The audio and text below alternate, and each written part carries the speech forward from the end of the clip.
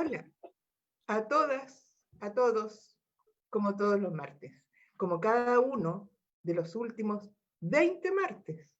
5 meses llevamos juntos y juntas los martes a las 8 de la noche.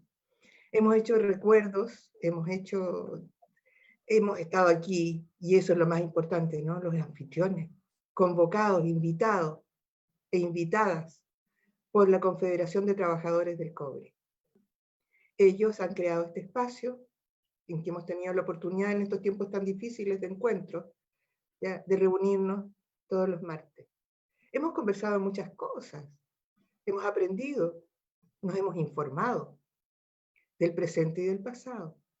Hemos tenido tantos momentos de conocer a dirigentes, a personas que tuvieron espacios en otros tiempos, a historiadores, a filósofos, a antropólogos, periodistas. Sí, han sido unos encuentros muy lindos, muy importantes, porque además son los encuentros que nos permiten a nosotros, que somos la base, juntarnos, unirnos y luchar por un país mejor, sobre todo en estos tiempos, ¿no? Que no es fácil. Bueno, hoy día les cuento que hemos tenido una idea, ojalá les guste, ¿ya?, de cambiar la modalidad de foro, ¿ya?, de encuentro, por una conversación. Como están los tiempos, por supuesto que nuestra conversación tendrá que ver con una nueva constitución.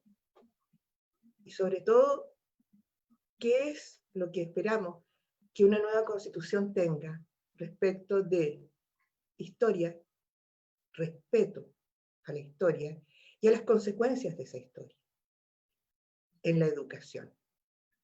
Para ello, para que hablemos de esta historia de la educación y cómo incide la educación en la formación ciudadana, ¿no?, que es lo que más nos importa, tenemos con nosotros a Paulina Cartagena. Les cuento que Paulina es vicepresidenta del Regional Metropolitano del Colegio de Profesores. Ella es socióloga, tengo entendido. Paulina, además de profesora de Historia y Geografía, hija de profesores. Viene del magisterio, pero genéticamente tiene el magisterio. Ella además ha compartido muchas luchas con la Confederación de Trabajadores del Cobre a través de años, ¿ya? Junto a Manuel Ahumada, el presidente de la CTC, han estado juntos, luchando, bregando, ¿ya?, por los derechos de las y los trabajadores, no solo de la minería, de todo Chile. Por eso, hoy día les presento a Paulina Cartagena. Hola, Paulina.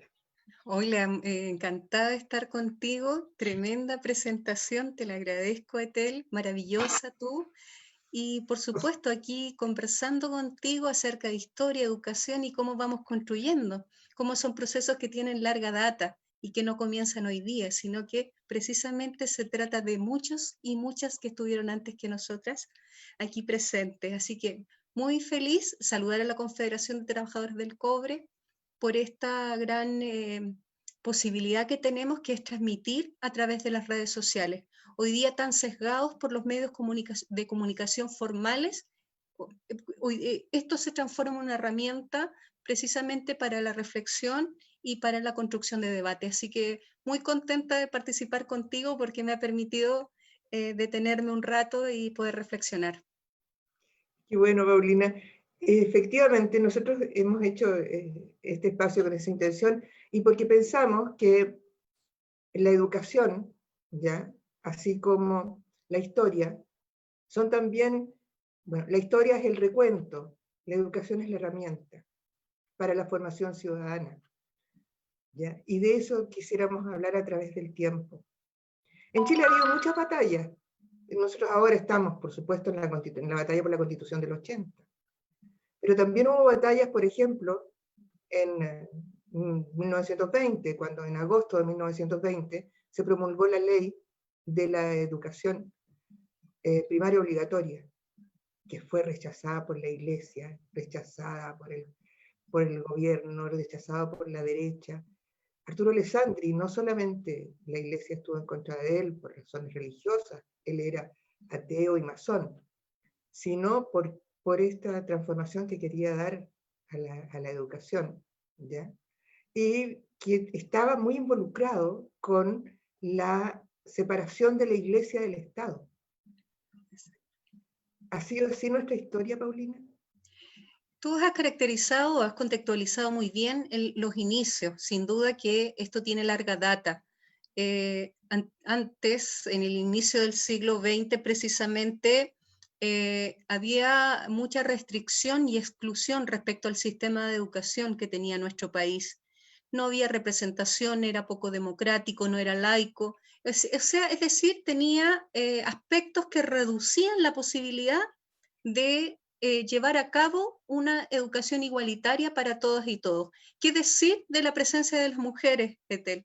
O sea, no existía, no era todavía parte del debate hasta que se inicia, sin duda, o sea, quizás con Teresa Flores, pero quizás antes de ella hubo otra que no la hemos detectado, pero estoy hablando de Chile, solo Chile, porque ya hubo otras en otras latitudes, manifestar que fue todo un proceso, más allá de la declaración propia de esta ley, que aplica en virtud de dar cuenta de que la instrucción, la educación tiene que ser obligatoria, y por lo tanto abre la compuerta a esta posibilidad de ingresar democráticamente a un sistema educativo tan restringido.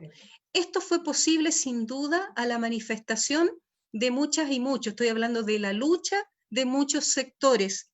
Estoy pensando precisamente que después de ese año 1920 hubo un gran movimiento del magisterio, Ethel, el año 1928, por ejemplo, cuando se inicia el proceso de debate respecto a la reforma de educación que Chile ya se merecía. O sea, estamos hablando de muchísimos años atrás que se venía construyendo opinión respecto a la participación y a la apertura, ojalá, en perspectiva, de una escuela más democrática.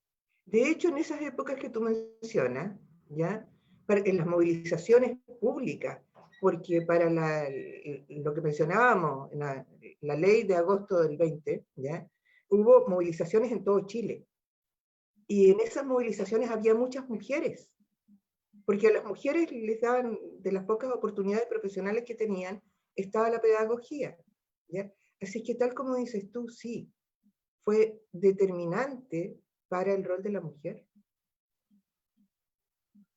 Sin duda, se abre allí una compuerta que no se detiene, ¿no? No es que aparezca hoy día surge con fragor, con audacia, son muchas las que están hoy día abriendo un espacio distinto, pero como esto es historia y no comienza con uno mismo, sino que trasciende, yo quiero manifestar que, claro, se trata de una construcción donde aparezca una cuestión que es clave. Tú lo dijiste, cuando uno estudia la historia restringe el pensamiento al inicio, sesga la posibilidad de credos religiosos, por ejemplo, esta idea básica de que la escuela tenía que estar ligada a la iglesia, el poder que pierde la iglesia respecto a ser espacio laico, de pensamiento libre, de pensamiento crítico.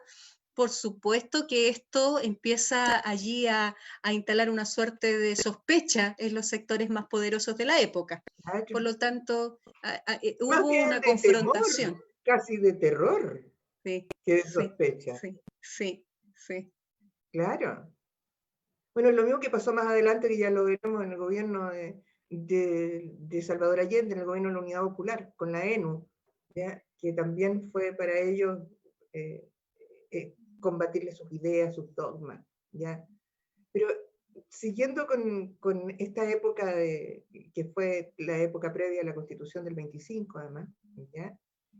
Sí, hubo mujeres, bueno, Amanda Labarca, Gabriela Mistral, ¿ya? Exacto. Mujeres que lucharon en esas épocas, siguiendo con el tema de la mujer, ¿no? En la lucha por la educación. Y sabes que hubo una mujer que se llama Belén de Zárraga, una española que vino a Chile, y que ella pertenecía a unas logias masónicas mixtas en España. Y vino a Chile para crear grupos de mujeres librepensadoras. Recorrió el norte con Luis Emilio Recabarren, hablando de la educación para las mujeres. Y Luis Emilio Recabarren, diputado en esa época, republicano como ella, por eso se conocían, ¿ya? También luchó mucho por la educación de la mujer y por no tener tantas imposiciones de la iglesia encima. Imagínate La historia de de la época que estás hablando, Etel, respecto a esta presencia de una mujer que vio interesante este aspecto de desarrollo, ¿ah? Precisamente cuando Luis Emilio estaba en el Parlamento, cómo se empieza a debatir, a instalar la idea, ¿no? Es poco conocida, ¿eh? Yo creo que debiéramos nosotros levantar allí sacudir estos escritos, esta historia que de pronto no se conoce mucho. En las escuelas, en los liceos no se conoce, yo quiero decirlo porque no es lo que uno relata muchas veces. Claro. Según lo que yo he leído, incluso los debates en el Parlamento, donde entre los parlamentarios estaba Pedro Aguirre Cerda. En esos debates en el Parlamento, Salvador Allende, estaba tan desesperada la iglesia por lo que iba a ocurrir, ¿ya? Que finalmente accedieron a apoyar la educación primaria gratuita, siempre y cuando, ¿ya?, se permitiera que los curas hicieran clases sin tener la formación pedagógica, como se exigía para todos los demás hombres y mujeres que quisieran ser profesores. Me pareció interesante eso. Súper interesante, imagínate el poder allí instalado, yo creo que más que cuarto poder, la iglesia siempre ha permanecido, evidentemente, o en la oscuridad, no sé, pero ha instalado su poder. Hoy día todavía es sostenedor de muchas escuelas y liceos, en la actualidad, estamos hablando de este siglo y de este año. Por lo tanto, ha insistido en la formación permanente de muchas y muchos. En esa época, sin duda, ellos se quedaron en el rol docente. Ellos asumieron Claro. esta conducta, y no estoy hablando solo del sacerdocio, o sea, de los sacerdotes, también las religiosas asumieron un rol. Yo creo que era la práctica instalada de la Iglesia Católica en general. Claro, exacto. Así es. Ellos sí tenían conciencia, ¿no? Creaban universidades en las épocas de las invasiones. Por supuesto, era exclusivo de ellos, biblioteca, los escribanos, qué increíble cuando uno empieza a sacar esas cuentas, reducir todo con tanto poder, y que el resto no sepa leer, que no tenga acceso. Es increíble cómo eso significó confrontaciones en definitiva. Exactamente. Hay una historia mexicana, ¿ya? De cuando, de la época de la invasión de los españoles, ¿ya? Entonces estaban preocupados porque no podían a los indígenas, no podían darles las ideas religiosas, el transmitir el mensaje religioso, ¿ya? Evangelizar. No podían evangelizar. Entonces, un cura se pone de acuerdo con Cortés, ¿ya?, que él va a ir a evangelizar un grupo de indígenas. Y llega con los soldados, todo, ¿ya?, y se junta con el jefe de los aztecas y le regala una Biblia. Obviamente el azteca toma esta cosa, podía ser un libro para él, toma esta cosa, no le encuentra sentido alguno, no brillaba, no era ni vidrio, ni cuenta, ¿ya? Y la tira lejos. Y esto fue considerado una herejía que arrasaron con todo ese grupo indígena, por la herejía de haber roto un libro que no conocían. ¿Cuántas veces aquí en Chile? ¿Cuántos hubo que no conocían los libros, no? Mira lo que has dicho, Etel, que es simbólico respecto de pronto a este conocimiento que es tan formal y que se encapsula, y cómo despreciamos, hoy tú estás hablando de una expresión de las primeras naciones, de los primeros pueblos indígenas en nuestro país o en América Latina. Entonces, eso tiene que ver con la reducción, pero también habla muy fuerte del poder, de la conquista, del adueñarse del espacio en virtud, o sea, yo creo que tiene que ver con todo, con arrasar con todo, o sea, ese simbolismo que tú planteas es muy fuerte y nos tiene que llamar a reflexionar en este periodo. Cómo se instala una versión, una forma de ver las cosas, cómo las reduces y cómo desprecias al otro, a su cosmovisión, a su forma, porque yo rebato respecto a que ellos saben que sepan mucho, sepan poco. El conocimiento no pasa solo por la universidad o por la escuela, también hay conocimientos que son, no sé si tú compartes conmigo, pero hoy día también hay un conocimiento que es reserva de comunidades que quizás tampoco nunca fueron a un espacio formal. ¿Ah? Antes hablábamos de los abuelos que sabían de todo y no muchas Claro, veces pasaban por lugares privilegiados, fíjate. claro. Pero justamente eso tiene que ver también con discriminaciones, ¿ya? Y con incomprensiones de las cosmovisiones indígenas. Aquí en Chile, una de las formas, una de las expresiones, ¿ya? Con las que siempre se descalificó, porque ahora por el que lo diga o de la que lo diga, se descalificó a los mapuches, porque eran flojos, ¿ya? Resulta que de acuerdo a su cosmovisión, ellos consideraban que no tenían que producir más de lo que necesitaban. No eran comerciantes. Ellos no producían para vender, a lo más existía el trueque, ¿no? Pero Exacto, con lo que les alcanzara para el trueque era suficiente para ellos. suficiente. ¿Ya? Entonces, ese choque cultural tiene que ver con la educación. ¿Tú crees que si en Chile se educara mejor sobre la cosmovisión de nuestros pueblos indígenas, de nuestras etnias originarias, estaríamos en una situación diferente? Con la Araucanía y con todo lo demás. Fíjate que yo tengo, sí, sin duda. Primero te quiero decir que sí. Frente a la pregunta, respondo con un sí inmediato. Hoy día quienes hacemos historia también hablamos desde nuestras propias creencias, ¿ya? Recuerda tú que se desarrolla mucho el currículum oculto en las escuelas y Así, liceos, en estos espacios formales. Por lo tanto, uno a veces transmite más cosas que aparecen en los textos, para hablarlo en concreto, y a veces omite muchas cosas. O sea, depende siempre de quién tengas al frente que pueda desarrollar o no las ideas. Yo creo que el currículum chileno hoy día, así como está expresado, primero es un claro, recorte de contenidos que parecen todos muy aislados unos de otros, como si la vida fuera eso, no parecen en integración, porque la vida nuestra es una integración, tenemos que darnos respuesta a muchas cosas que nos pasan integradamente, unidamente y no separadas. Por lo tanto, en la escuela tenemos pensamiento que es muy sesgado, que está muy separado a veces de la realidad que estamos viviendo.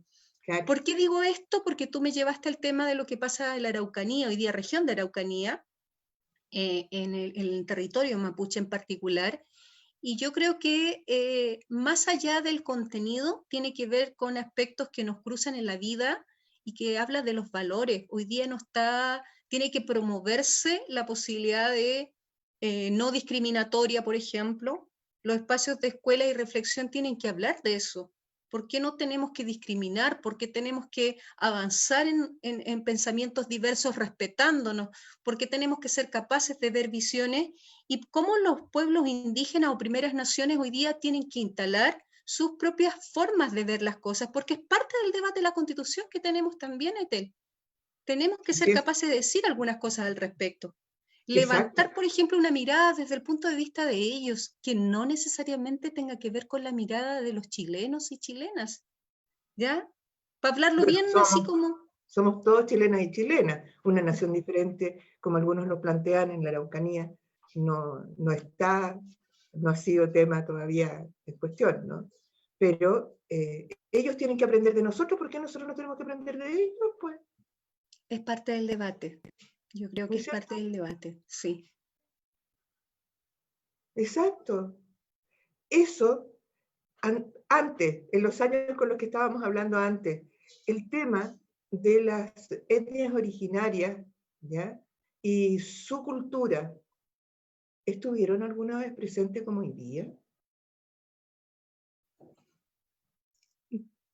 A ver, los procesos de... Lo que pasa es que uno se concentra en la discusión cuando habla solo de los mapuches a propósito de la Pero no, expresión por eso te hablo de la mayoritaria, ¿ya? Pero de todas las etnias yo creo que las teníamos invisibles hasta hace poco.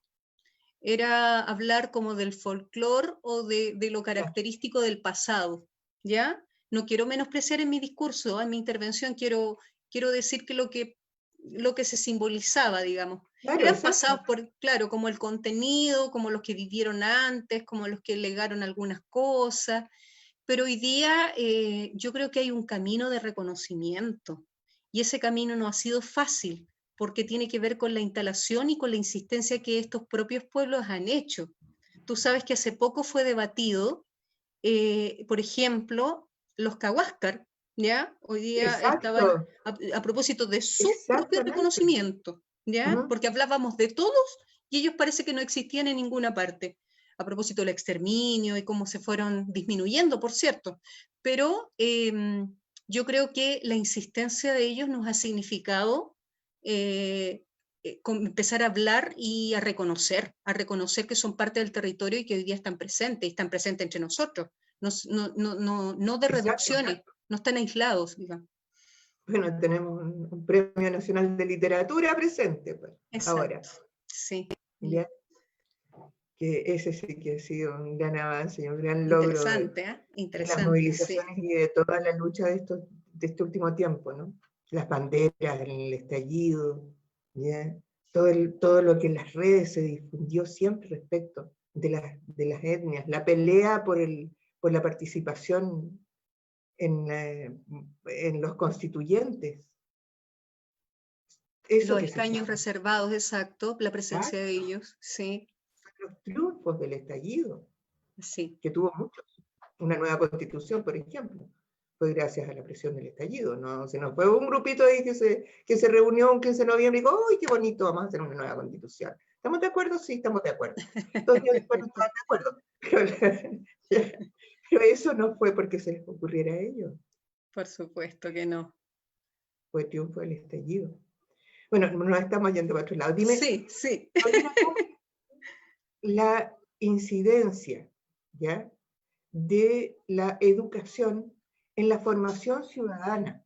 ¿Y por qué es tan importante la educación en la formación ciudadana, entendiendo como tal la formación de los ciudadanos y las ciudadanas de este país, del pueblo, ¿ya?, en lo que tiene que hacer como ciudadano y cuáles son sus derechos, cuáles derechos puede exigir y debe exigir, ¿ya?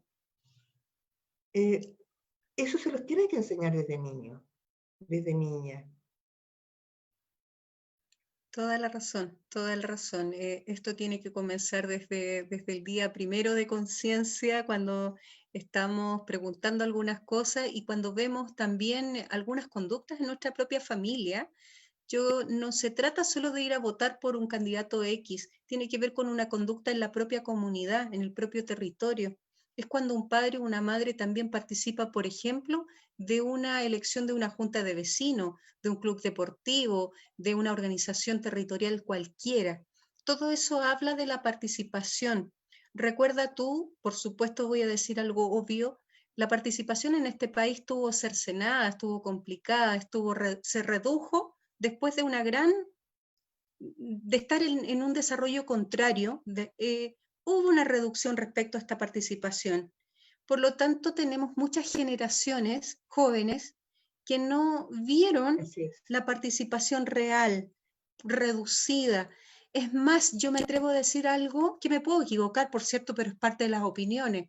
Yo creo que hoy día tenemos generaciones completas, incluidos padres, madres e hijos, que no votan, que no le dan importancia a la participación ni a las votas, ni participar de un evento de elecciones, porque no lo consideran importante, porque hoy día el voto es voluntario. ¿Y por qué quiero decir esto y por qué quiero relevarlo?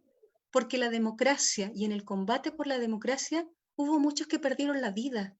Y nosotros decíamos que había que volver a la democracia, había que volver al carril de la democracia porque no queríamos más dictadura cívico-militar en este país. Y como no queríamos eso, queríamos relevar la participación. Por lo tanto, relevábamos también las votaciones, las elecciones, el desarrollo de la participación, de tener La opinión, base de de una democracia, desarrollarla. Por claro. supuesto, la base, la base. Y esa base también estuvo cercenada en escuelas y liceos. La dictadura dejó un par de años de desarrollo de la educación cívica, que se llamaba antes, que lo estábamos hablando en la previa, pero rápidamente redujo el currículum y dijo, Sí, bueno, de esto no hay más, no se nos acaba. olvidemos, no nos Exacto, olvidemos que entre las víctimas, y entre las víctimas te hablo, entre las víctimas de la dictadura, ¿ya? Te hablo de quienes fueron detenidos, que son, y de todos los que estuvieron detenidos, los sobrevivientes, ¿ya? Los torturados, los desaparecidos, los ejecutados, etcétera. Pero también un número importante de sobrevivientes, ¿ya? A los que uno tiene profundo respeto y admiración. Y que el porcentaje de profesores y profesoras fue altísimo. altísimo, Por algo fueron altísimo. ellos en un número tan importante de víctimas, ¿no? Así es. No, no era casual eso, eran agentes sociales de cambio. Me toca, por responsabilidades de la dirigencia, me toca ser la encargada de derechos humanos. La lista de compañeras y compañeros víctimas de la represión son más de 117 profesoras y profesores hoy día detenidos, desaparecidos y ejecutados políticos. Y como tú dices muy bien, eso estaba relacionado con el momento, con la participación que estamos hablando, con la democracia, con defender a un gobierno popular también, ser parte de este gobierno, creer en los cambios. Por lo tanto, pagaron con estas vidas tan importantes precisamente esa militancia que es social y política. Por lo tanto, claro, hoy día nosotros siempre desarrollamos mucho la memoria, Sí, precisamente recordándolos porque hicieron un aporte que vaya que es profundo. exactamente, exactamente, por supuesto. Pero eso además, ya hablando de la época de la dictadura y de la educación, que ocurrió lo mismo que nos ocurrió a nosotros los periodistas con la libertad de expresión, ¿ya? Que fue tan brutal la represión, ¿ya? Que se llegó a la autocensura. Los profesores sabían que no podían pasar ciertos límites porque eran denunciados, porque un chico o una chica que estaban en clase ya lo comentaban a sus padres y los padres los denunciaban, ¿ya? Nos pasó a nosotros con la censura también, que hubo que se convirtió en autocensura en muchos, en los medios que se mantenían, en los tradicionales que se mantenían. ¿Por qué es tan importante, te reitero, esta educación cívica? ¿Qué pasó con el proyecto? Había un proyecto de ley en el 2016, ¿no? Se aprobó para que justamente se llama Plan de Formación Ciudadana. Formación ciudadana. Exacto. Y que se iba a implementar en todos los colegios curricularmente, ¿ya? Una asignatura de educación ciudadana. Ya no le pusieron educación cívica, le pusieron educación ciudadana. Eh, eso estaba vinculado a lo que antiguamente era la educación cívica, ¿no? Yo tuve educación cívica. ¿Cuál es la Esto, importancia de la educación sí, cívica? esto está en desarrollo. Efectivamente, hoy día ya no se llama educación cívica. Tengo que decir que las bases son las mismas. Se llama formación ciudadana, como tú lo dijiste muy bien. Y viene en el currículum, en el área en historia, geografía, y que hoy también está el segmento de formación ciudadana. O sea, viene quien realiza generalmente esta clase es la misma profesora que hace historia, que hace geografía y que además tiene un módulo de formación ciudadana. Tengo que decir que eso es muy bueno, que por fin se haya retomado. Y te quiero decir algo más, esto viene desde que son muy chicos. Estoy hablando de Exacto. la enseñanza general básica en un continuum hasta la enseñanza media, cuarto medio. Por lo tanto, va pasando etapa por etapa, pero aquí viene lo malo. Lamentablemente hay un sesgo en el currículum y se reducen las horas de historia. Hace muy poco Era tuvimos... costa de las horas de historia. Se reduce, igual que arte, igual que educación física. Hoy día los estudiantes, particularmente de enseñanza media, pueden elegir en estas elecciones que se hacen, que de pronto son incomprendidas y reducen. Ellos pueden quedarse con menos horas de historia si lo desean, pueden quedarse con menos horas de arte y menos horas de educación física. Esto pasa solamente en las escuelas que están subvencionadas por el Estado. Tú sabes que en las escuelas particulares pagadas esta discusión todavía no se da porque ellos pueden tener mucho más arte, mucho más deporte, todo lo que ellos quieran, porque el pensamiento y la integralidad es lo que vale. Nosotros somos los que tenemos sesgos y recortes, instalados por el Ministerio de Educación, por cierto. Claro. Bueno, y eso es lo que tiene que ver con la Constitución del 80. Con cómo la Constitución del 80 ya cercena la educación y además que impone esta cosa de que la dependencia de profesoras y profesores, ya según el gobierno que haya y según lo que les obliguen a hacer, que ha sido evidente en el primer año y medio del gobierno actual, ¿no? Y que tiene que ver con la, el contenido de esos currículos, el contenido de esas asignaturas. ¿Ya? Están construidas bien, están con lo que... Porque lo que hablábamos desde el principio, ¿no? Y lo que la educación es una herramienta para la formación ciudadana, explicarles que los niños aprendan no fechas, no batallas, sino que aprendan a comportar, o sea, cuál es su identidad de ciudadano y ciudadana, ¿ya? ¿Qué derechos tienen? ¿Qué deberes tienen? ¿Ya? ¿Por qué tienen que aceptar cómo funciona el país? ¿Por qué? Porque pasa y por ahí con fecha lo que es el Congreso, lo que son los tres poderes, pero yo veo que realmente no comprenden la vinculación que esos poderes tienen, ¿ya? Que los tres poderes tienen, con la vida cotidiana de cada ser humano de este país, en la edad que tenga.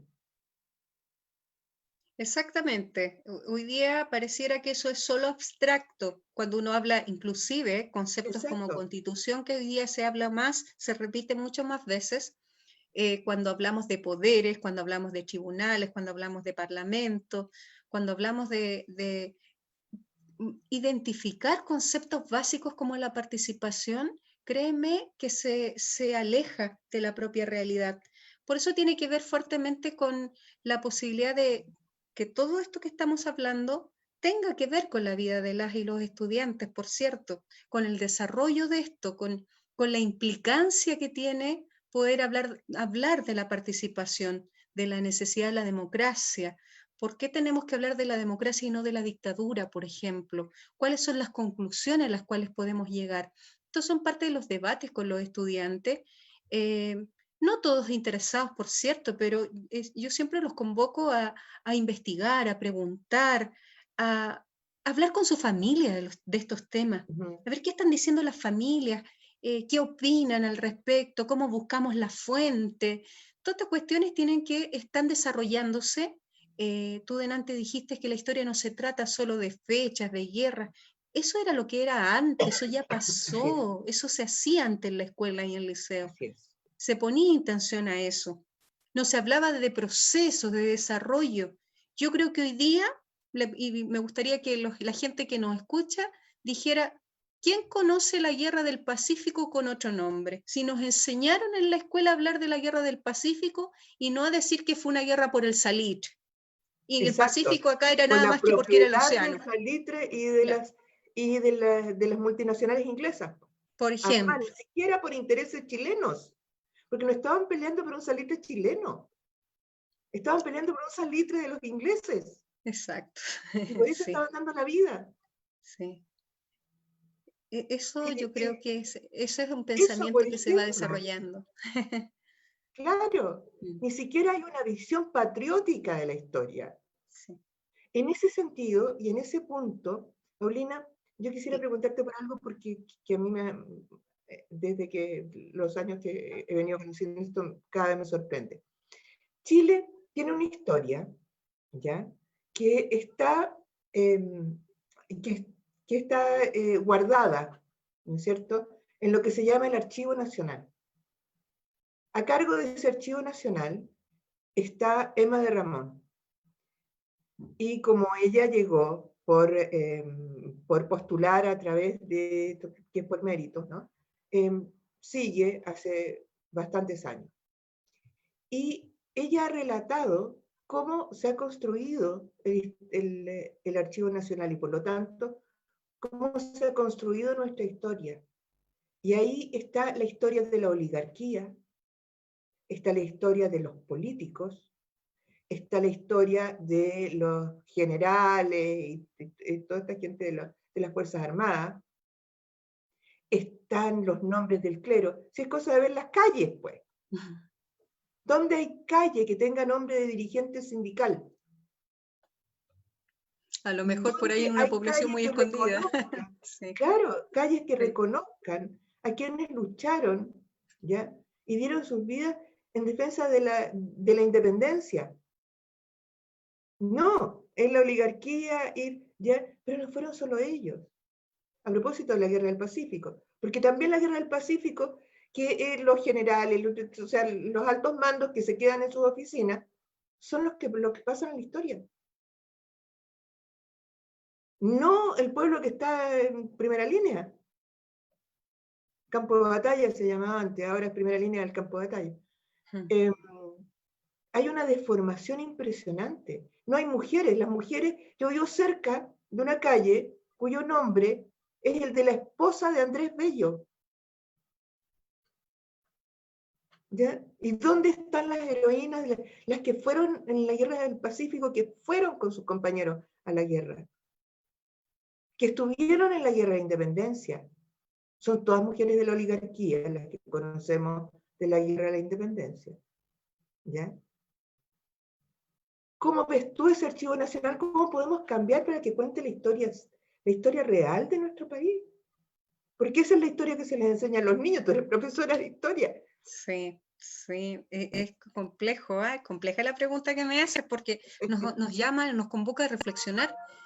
Hoy día tenemos una mirada intencionada y la educación no es neutra. Por lo tanto, no digo que antes haya sido, en el último periodo estoy hablando, en el último periodo antes que este gobierno haya sido muy distinta. Lo que quiero decir es que hoy día hay una intención de desarrollar este tipo de currículum que tenemos. Yo te quiero manifestar que la educación las escuelas que tenemos hoy día datan del año, o sea, del siglo XVIII. Primera cosa que tenemos que empezar a debatir. ¿Queremos esta escuela o queremos transformar la escuela? Luego, respecto al currículum, hoy día lo que enseñamos y lo que tú manifiestas muy bien en esta cuenta que haces del Archivo Nacional y cómo se han desarrollado las cosas, eso es lo que hoy día todavía aparece en los textos escolares. Creo que Exacto. estamos todavía no tenemos capacidad precisa de los maestros y maestras chilenos de llevar a cabo una discusión que hable de estas cuestiones, que hable del currículum. No es porque no las debatamos, ¿ah? Nosotros somos buenos para hablar, somos buenos No para me cabe debatir, duda. hemos hecho congresos al respecto como organización, donde esto se conversa, se debate, es muy interesante. Así es. Pero hoy día son otros los que están construyendo estos currículums, son otros los que hacen los libros, son miradas intencionadas que no se abren a la diversidad. Porque ¿qué deberíamos tener? Ojalá el abanico de opiniones, el abanico en torno a un hecho, saber que hay distintas fuentes de un mismo hecho. No sé, ese Exacto. tipo de cosas son parte del debate Y que y es lo que se está nada, desarrollando. nada ocurre porque de repente, no sé, pues, hubo una epifanía, se iluminó algo.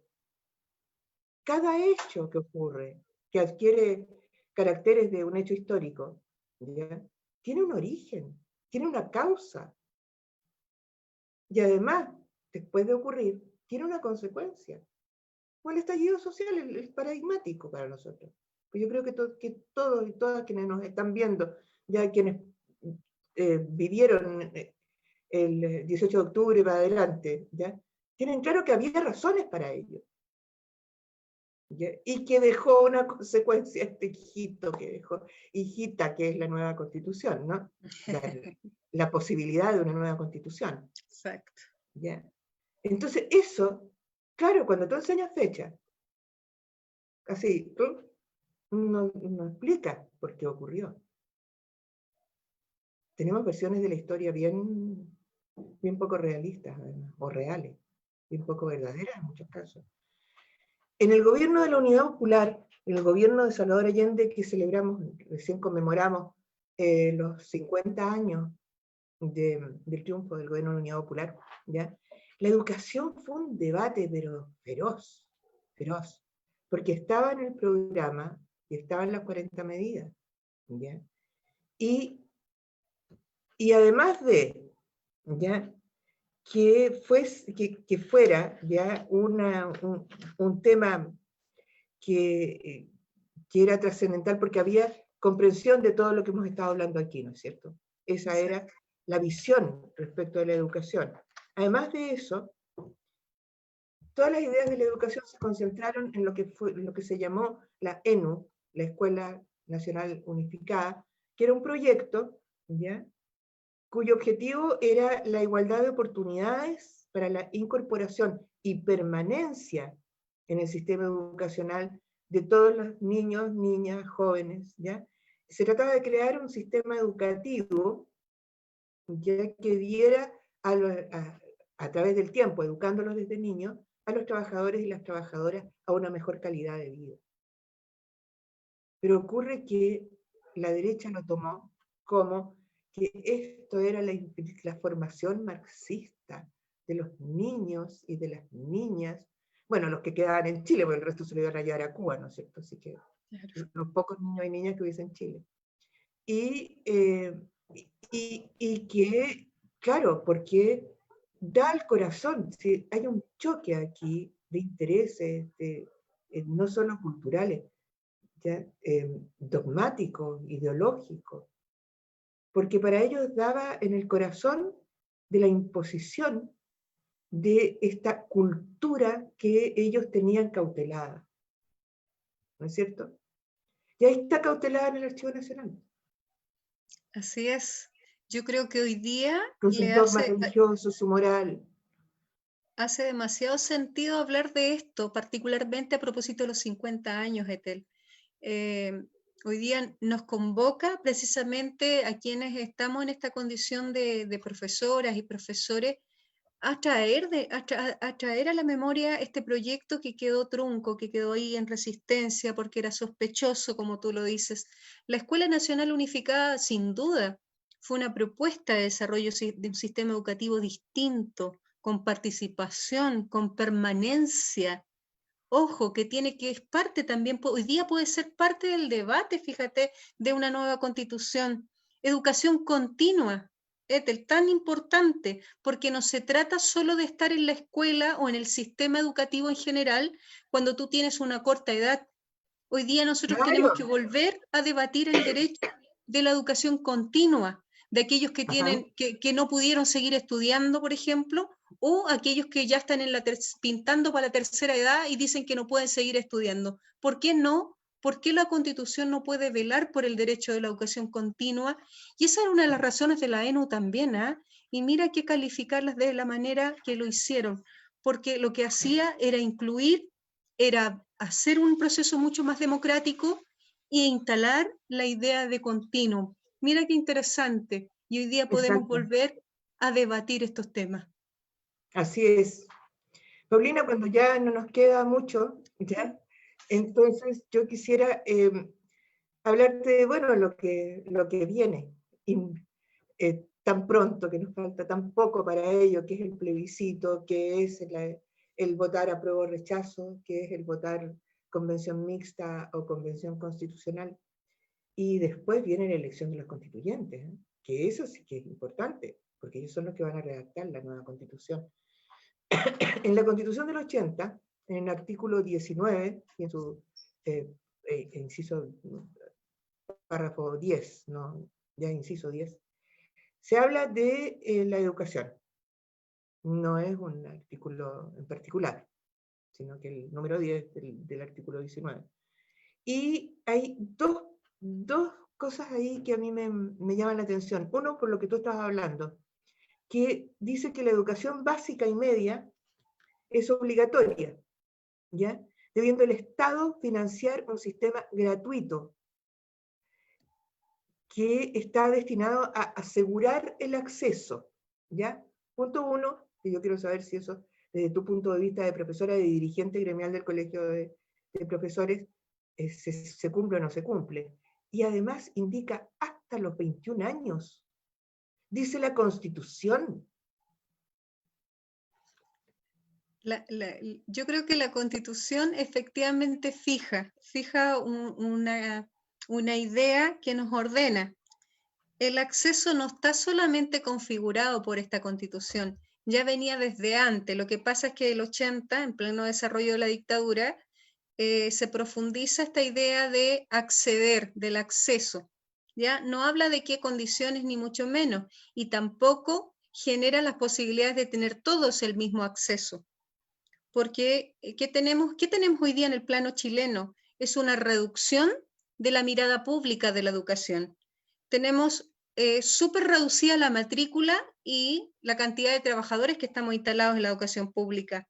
Porque hoy día, a partir de la propia Constitución del año 1980 y en el desarrollo de la dictadura, precisamente aparece y se instala con fuerza el término del Estado docente, que pasa a transformarse en algo que hoy día lo tenemos en vivo, que es un Estado subsidiario, que es un Estado que cada vez que el privado no puede, el Estado aporta.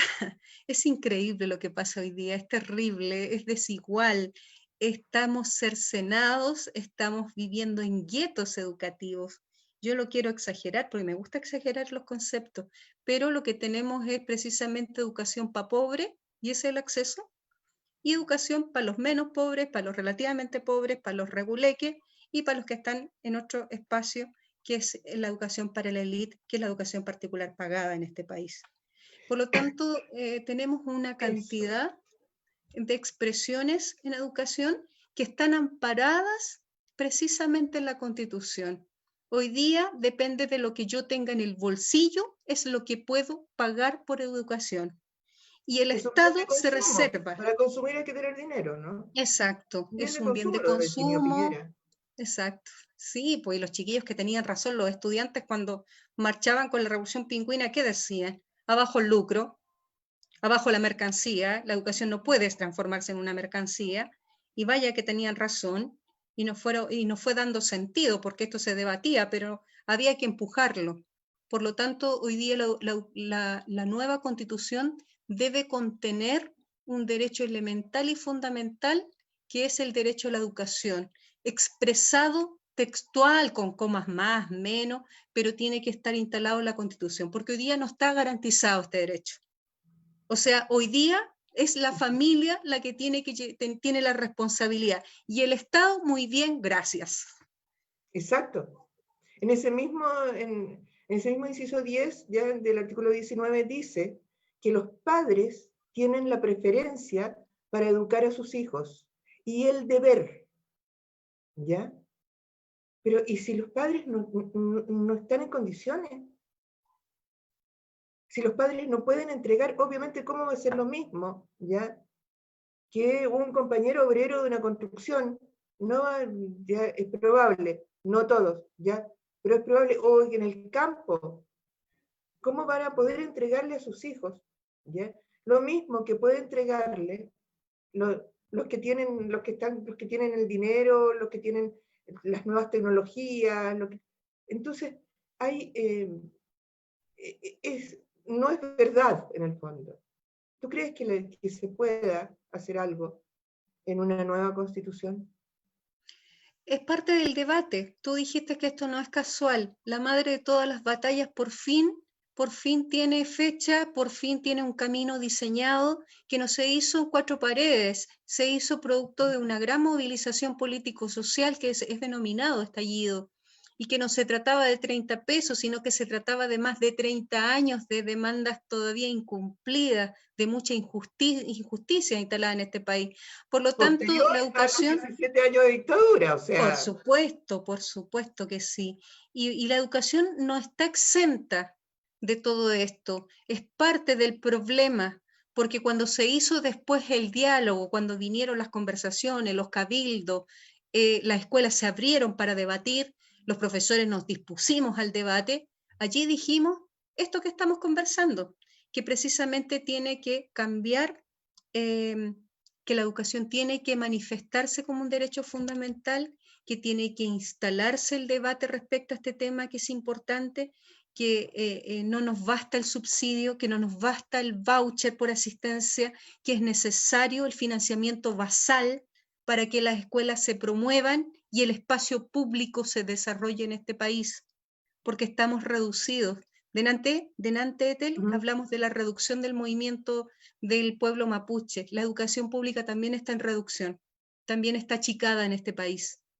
sí, ¿Ya? claro. Y tiene que ver con una intención.